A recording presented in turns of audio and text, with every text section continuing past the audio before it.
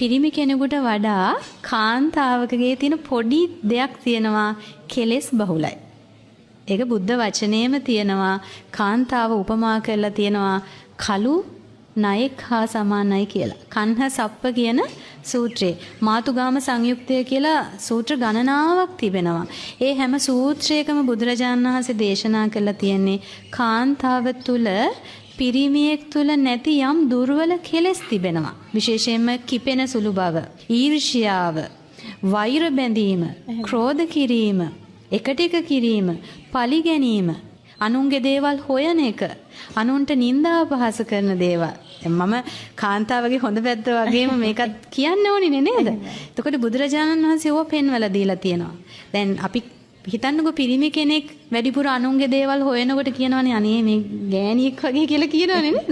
ඒ කියන්නේ ඒ වගේ දුර්වලතා තියෙන්නේ කාන්තාවක් ළඟ තමයි වැඩිපුර තියෙන්නේ කියන එක අපි අකමැත්තෙන් හරි අපි ඒක පිළිගන්නට ඕනේ.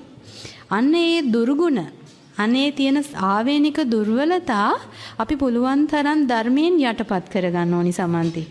ඒ ආවේනික දුර්වලතා යටපත් කරගෙන ඇත්තටම අපි කාන්තාවක් වුණාට අපි හිතෙන් පිරිමියෙක් වගේ ශක්තිමත් වෙන්න ඕනි. පිරිමියෙකුට තියෙන මානසික ශක්තිය, මානසික පෞරුෂය කිසි දෙයකට බය වෙලා, අඬලා, දොඬලා පිටිපස්සට යන ගතිය නැති කරගෙන අපි ගතින් කාන්තාවක් වුණාට අපි අපේ හිත පිරිමියෙක් වගේ අපේ හිත ශක්තිමත් කරගන්න ඕනි. ඒකට කියනවා ධර්මයේ තුල පුරුෂභාවය වඩනවා කියලා.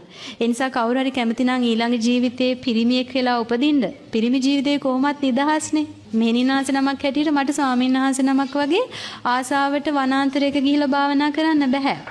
පාළු තැනකට ගිහිල්ලා ධර්ම මාර්ගය වඩන්න බෑ. ඇයි? මම කාන්තාවක් නිසා. කාට හරි හිතෙනවා නම් අනේ මට පිරිමියෙක් වෙලා උපදින්න නැත්නම් ඊළඟ ජීවිතේ කියලා අපි පිරිමි කෙනෙක් වගේ හැසිරෙන එක නෙමෙයි කරන්න ඕනි. අපි හිතේ අර මානසික පෞරුෂය ඇති කරගන්න ඕනි. කිසි දෙයකට සැලෙන්නේ නැති, බය වෙන්නේ නැති, තැතගන්නේ නැති, ප්‍රශ්න එනකොට අඬන, වැළපෙන නැති ශක්තිමත් හිතක් ඇති කර ගැනීම තමයි පුරුෂභාවය කියලා කියන්නේ.